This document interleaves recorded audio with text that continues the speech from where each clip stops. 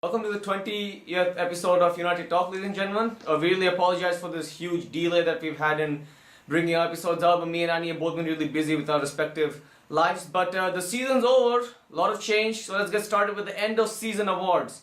Alright, Annie, your player of the season. Well, first of all, a big congratulations to the team and United fans everywhere for winning our title and great to secure the title again after what happened last season. As for the end of season awards, I'll start off with Player of the Year. For me, Michael Carrick gets the nod. What about you?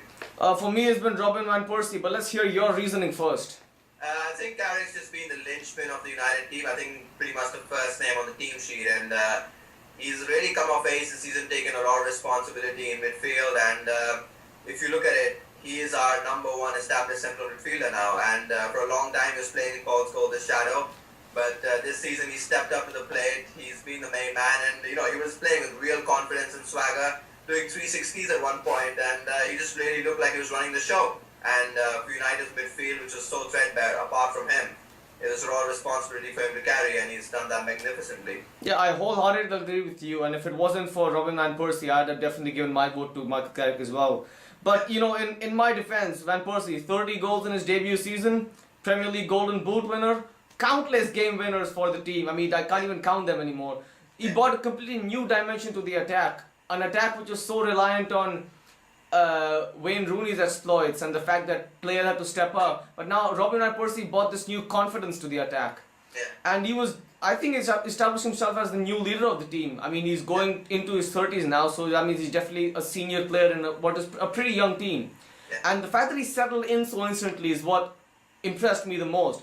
It's so difficult to move from, to your rivals, to have so many people hate you, and to move into such a big club which has such huge expectations. But the fact that he handled them so well really, really impressed me. Second award, I think, should be Goal of the Season. So let's hear your thoughts on that first. Several incredible goals. Of course, United have been on fire this season in the Premier League, scoring 89 goals. And I think for me, the goal of the season was the Rooney Screamer versus Norwich, the game that we won 4-0, courtesy of a hat-trick from Kagawa.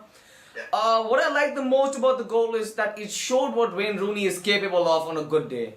It showed that, despite, his temper tantrums and despite his, his hot head, the fact that Rooney is a technically adept footballer, he catches the shot from way out, more than 30 yards away, and slams it into the top corner. Perfect technique, no keeper saving that. Brilliant.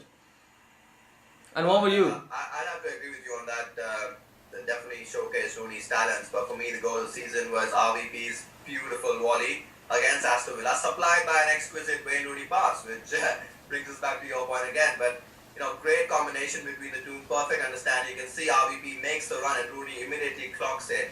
Ball over the top, perfectly weighted, and sweetest of finishes to round off the 20th title. Yeah, super goal. Let's move on to the young player of the season. Who was it for you?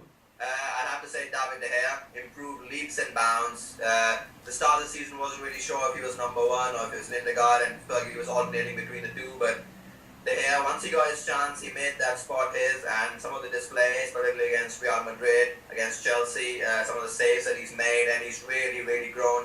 And he's become a man, I feel. Yeah, I really have to agree with you. Unfortunately, my young player of the season is Rafael. It was a tough choice between him or De Gea, and the fact that this team has so many young players that are ready to step up to the plate makes this award so difficult to decide. I picked Rafael simply because we've always known he can attack. We've always known he's capable of getting up and down the flank, but he's always been defensively suspect, especially against some of the more tricky wingers that you have to face. But this season, Rafael has really developed into a solid defender. But what I really liked is the fact is that he's become a good defender, but he's not let go of his attacking instincts, which makes him, in essence, a modern game's complete fullback. He can attack, he can defend. A super strike against QPR. A rocket of a goal. And solid performances in the second half of the season as well. And what impressed me about the fact that Rafael had arguably his toughest job against Cristiano Ronaldo in the Champions League over 2 legs against Real Madrid. And I thought he did a fantastic job on Ronaldo. I mean, you could count on one hand the number of defenders who can stop Ronaldo. And now I'd have to say Rafael could possibly be one of them in a few years. Absolutely. Let's move on to the most improved player of the year. Who was it for you, Annie? Well, Rafael Paul.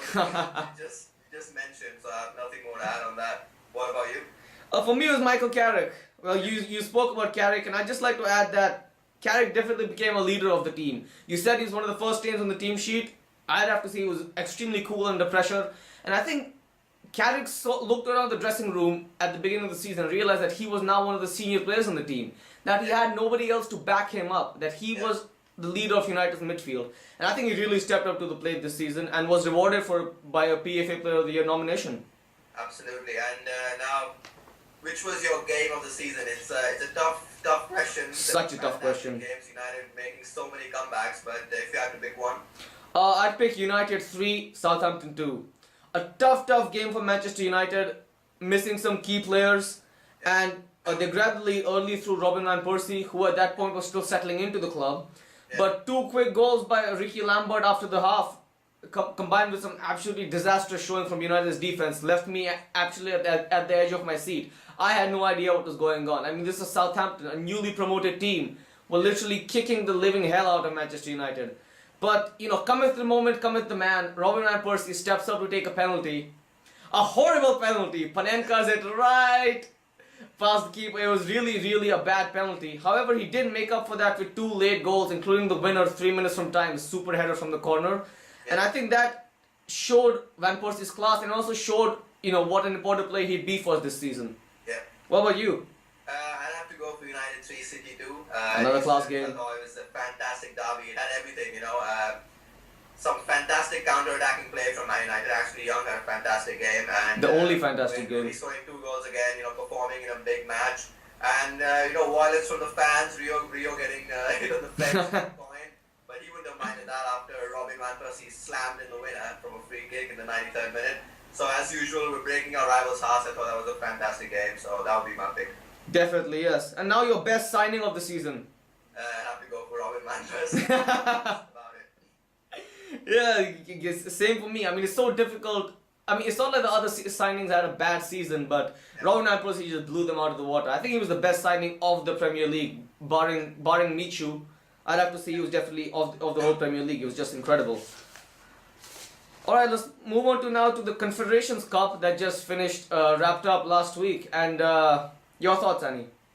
Well, not many surprises. The usual suspects doing really well. Spain really efficient and ruthless in the group stages, and Brazil playing at home, of course, really strong as well. But I suppose the real reason we're talking about it is the final, and some amazing stuff happened. Spain losing for the first time in 29 competitive matches. Some of that, yes. And Brazil, as usual, showing that at home they are a force to be reckoned with.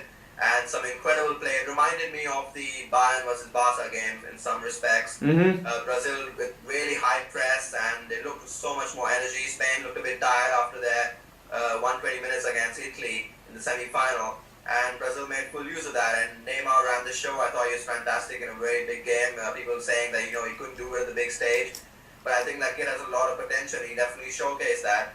And this is a really young Brazil team. I mean, Dani Alves is the oldest outfield player. So full of energy, full of running, a rapid transition from defense to attack, and I thought they were really impressive. No, absolutely. I think Brazil had an incredible tournament, and I've noticed that the Confederations Cup isn't really counted as such a big tournament, and people don't really care what's going on there half the time because it doesn't really hold any value in terms of, say, a World Cup or a European Championship. But a few key moments that I'd like to point out that Andrea Pirlo and Diego Forlan both got their 100th caps for their respective countries, and both scored on their big days as well. And Pirlo scored a brilliant free kick for his 100th cap, and he was just super all tournament round. And that begs the question: how long can this guy be that incredible for? I mean, it's been nigh on 3 seasons now that Andrea Pirlo has been in top class form, truly mellowing with age and just becoming better and better. And of course, Tahiti getting demolished in every game, which is a bit sad to see. But the fact that their players still showed good competitive spirit and tried to have something happen was, I think a real credit to how this game is played. And it really warms my heart that the game I love is played with such great spirit. And you're absolutely right about Brazil. I mean, all the things you said made perfect sense. And the fact that they definitely have some key players in Neymar, who had 4 goals and 2 assists, and Fred, who had 5 goals and 1 assist. Do you remember Fred? He used to play for Lyon back in the day, and now no one knows where he plays. But definitely, all in all, a pretty nice tournament. I was really happy to see Spain lose. I'm not ashamed to admit it. I was happy to see this stronghold broken on Yeah. competitive matches, that somebody actually managed to beat Spain. And I think, could it possibly be the end of the tiki-taka 4-6-0 style of football that they play? I think that they're definitely going to have a look at it again, but I don't think there's going to be any sweeping changes because let's be honest, they've been really successful with that style. A lot of it can be blamed to fatigue. A lot of the players really tired. I mean, Mata was playing his 75th game of the season, so I think Del Bosque and his players are going to reflect on that, going to think about how they can improve, but there's not going to be any sweeping changes at all. And they come back with the same style next year and try to do it again. Definitely. And would you agree that Brazil are now one of the contenders for the World Cup? Yeah, absolutely. I think they've really shown that, they are a team that can handle the pressure of playing at home. And Scolari is a very astute coach. He's won the World Cup before. So I think Brazil definitely have a great chance. Definitely. All right, let's move on to now the biggest change at Manchester United that for the past 20 odd years. Yeah, 27. 27 years exactly. And that's, we have a new manager. I mean, last time we had a new manager, none of us were alive. So, big change. Some of our viewers were alive then, but certainly seems like forever that Sir Alex has been around. Definitely, and before we start talking about David Moyes, I just like to give a huge shout out to Sir Alex Ferguson in case he is watching our show. We just like to say Sir Alex has been a huge part of this club and a huge part of me loving this club for as long as I have, and I'm sure Annie has as well. Yeah. And the fact that he has stuck through the club in thick and thin, and he's repeatedly brought the club back from defeats and from losing league titles to winning them the next season, and he has truly been a lion for the club. And I really would like to say from the bottom of my heart, thank you, Sir Alex Ferguson, for 26 years. I'd like to say that as well. I'd like to just quote something that Fergie said, and he said that we are not great winners, we are great losers because we always bounce back from defeat. And that is the attitude that Fergie has installed in the club. And thank you for everything, Sir Alex. Very true. And now we move on to the new manager, the new man in charge, David Moyes. So tell us a little bit about him, Annie. What do you think about this appointment? Well, David Moyes actually, I had the chance to hear him speak at the Cambridge Union, and he came across as a really tough cookie. I don't think he's going to be bowed down by the pressure of managing Manchester United. I think he's very much his own man. He'll go to Sir Alex for help when he needs to. In terms of his appointment itself, I had a feeling for the last 2 or 3 years that he was the man that was going to take over simply because the other candidates, if you look at Jose Mourinho, I don't think he fit into the culture of Manchester United in terms of longevity, in terms of the way he spent money on players, his lack of interest in youth development. And a lot of statements made by Fergie and Sir Bobby Charlton as well over the last few years seem to indicate that they would go for someone like David Moyes, who has, of course, done such a fantastic job at Everton, as we all know, being there for 10 years and really taking the club from being threatened with relegation to fighting for European places. And he has some of the key ingredients to succeed as Man United manager. Hates Liverpool for one, constantly outperforms his city rivals, and he's interested in youth development. So I think he's a very good signing for the club, and I'm really excited to see how he does. When David Moyes' appointment was announced, I was not a happy fan, or a happy man, come to think of it. I think for me, what I wanted was a high-profile manager that was experienced, that had a winning track record, to come into this club and to continue the high standard that the club was so used to. But in hindsight, it's probably best that Moyes was appointed. I think out of all the candidates that I was considering, Jose Mourinho, Jurgen Klopp, these kind of managers, I think David Moyes is now, is the one of the best choices, simply because of longevity. And the fact that I think Moyes will stick through this club, and he's shown that he's been able to come into a club and definitely make it better in a short amount of time, as you said with Everton. But I'm really excited to see what's going to happen in the next 2-3 seasons. I just like to point out that I was disappointed at the departure of key backroom staff like Rene Mulstein and Mike Phelan. But I can understand the reasoning, since I think Moyes wants to show that this is his time at Old Trafford, this is his reign, and that he wants to come in with his own backroom staff, and just to show everyone that he's in charge now, that the Fergie era is over and it's the Moyes era is beginning now. And I think we'll have to see how that pans out. I'm not happy, but I can see why it happened. Yeah, I have to agree with you. I think it's a question of let's wait and see, and let's support the manager as he goes about this, because it's going to be challenging for everyone. But I agree with your point about the backroom staff changes. He needed to show that he was in charge. But I was slightly disappointed actually by Eric Steele leaving, because I thought he did a fantastic job with David De Gea. But nevertheless, let's all look forward and support the manager now, because that's our duty as a football fans of this club. And of course, the transfer window has been open, and other clubs have been busy trying to acquire new players, and some of them have actually. And let's talk about that now. Man City, of course, two key signings. Jesus Navas is joined from Sevilla, and they've also signed Fernandinho. What do you make of those two signings? From Shakhtar, yes. I think Jesus Navas is a fantastic get for Man City. If you look at the team, they don't really have any out and out what you'd call traditional wingers, and I think Navas fits the bill perfectly for the team, which makes me sad because they're one of our main rivals. Yeah. And the fact is, before Navas signed, I actually wanted Navas to sign for Manchester United. I think he'd be a super fit on the right flank. Sort of like David Beckham, but only faster and smarter with the ball. Yeah. And definitely he's got a good work ethic, he's a model professional, and he's a European and World Cup champion with Spain as well. And it's difficult to break into that Spanish team, but Navas has done it pretty much effortlessly. And he's been continuously keeping Sevilla with good performances in the La Liga for the past 5-6 seasons, and he was their club captain before he left as well. Yeah. So at 15 million, I think he's a great find for Man City. Well, Fernandinho, of course, was desperate to join the Man City. He even sacrificed some of his own money to push through the move, and he's been talking about it all summer. I think him joining Man City, though, definitely signals the fact that Gareth Barry is no longer probably going to be in the team, and there's talk today in the papers about him being sold to Arsenal.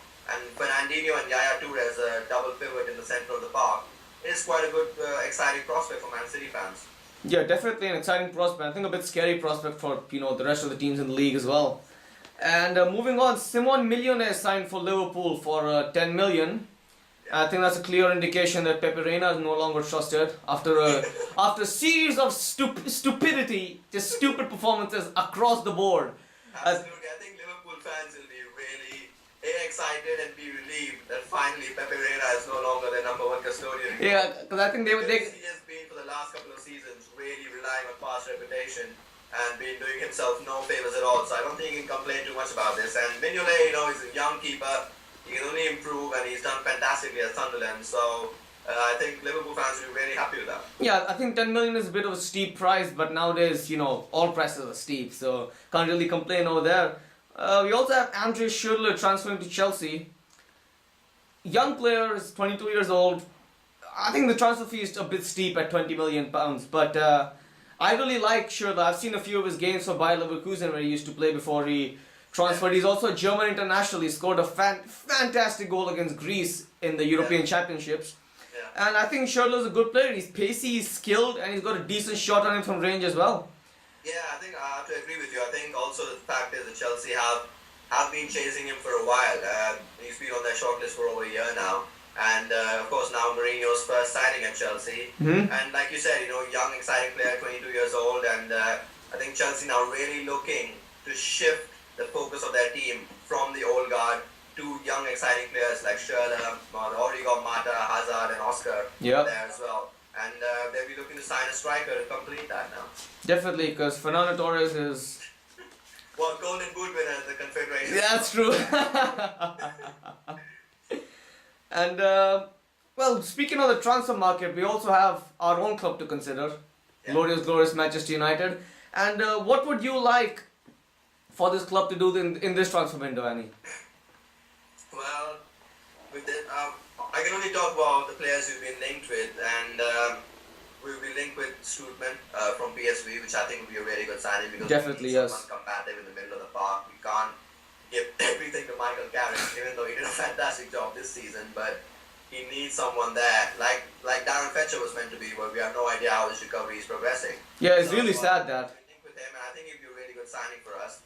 Also, strong rumours of the move for Alcantara, and apparently that has a very good chance of going through. He wants to come to United to experience first-team football.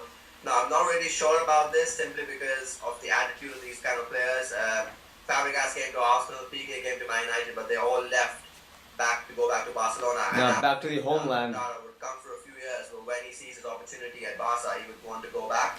And I'm not sure if we want to see this kind of player. Man United doesn't want to play for the United shirt. Definitely, and I think I saw a recent news article about the fact that they were claiming to to offer Alcantara wages of £120,000 a week. Yeah. That is absolutely insane. I'm not saying Alcantara is a bad player. I've seen him play a few times for Barcelona. I've seen him at the Under-21 championships where he was the captain of the Spanish team that won. But come on, £120,000 a week for a young player is absolutely just not happening. And the fact that they're even thinking about offering this player that much money just shows that A, how overinflated the transfer market is, and B, that United could be making potentially a bad decision by signing him in the first place and to such a long-term contract for these high wages. Yeah. And I think also the key issue that we've got to discuss now is Wayne Rooney's future. Mm-hmm. And what do you think of it, AK? Do you think he should stay at the club? Should Moyes try to convince him? Or? Listen, I'll go on the record and say that Wayne Rooney is my favorite football player. For so many reasons. But the most important thing that I like about Wayne Rooney is his determination. Is the fact that Rooney will give his heart out no matter what. The team's winning, the team's losing, that doesn't matter. What I don't like about Wayne Rooney is his mentality. Now I realize that determination mentality is so closely connected, but I don't like the fact that Wayne Rooney is giving out transfer requests. I don't like the fact that Wayne Rooney is openly spitting in the face of the club that has turned him into a global superstar. I don't like the fact that Wayne Rooney is not putting his faith in a coach that he has worked with before. A coach that is coming in, and the fact that Wayne Rooney now has the chance to be the face of the new Manchester United. I absolutely don't like that. I don't like that Wayne Rooney is not showing the kind of attitude that I want him to show as a Manchester United player. Because for me, Manchester United is a synergetic club. They are more than the sum of their parts, more than the sum of individual players. And the fact that Wayne Rooney is not showing himself as a team player at this pivotal point of the club's history is just very, very disappointing for me, both as a fan of the club and as a fan of the player as well. I'm desperately hoping he'll stay. Everything you said there, and the fact is, at the end of the day, I think he wants to stay, he wants a fresh start, but he wants some assurances over his role in the team. He doesn't want to be played out of position, and he wants to be the mainstay of the team. But he has to understand that comes from just competence, and United rewards merit, and it's highly competitive to get in the first 11. And of course, he's been slightly pushed aside by Robin Van Persie in terms of spearheading the attack. But it's ironical because 3 years ago he was asking for us to sign quality players, and he's out of the team, he wants to leave and he wants a fresh start. I'm not sure he's going to get that anywhere else, and this is the club for him to stay at. Gary Neville was making that point last week, saying that I'd advise him to stay at Manchester United, and I'd have to agree with him completely. Exactly. Why would he want to move to any other Premier League club when simply put Manchester United is the best Premier League club? It makes little to no sense, and I really, really hope that Wayne Rooney will stay and continue to be part of this great club. Yeah. Well, that wraps up our episode for this week, guys. We'll be back again when there's some news of transfer happenings, and let's keep our fingers crossed that we sign some exciting players this summer. Mm-hmm. Hope you enjoyed our comeback, and see you all soon. See you guys.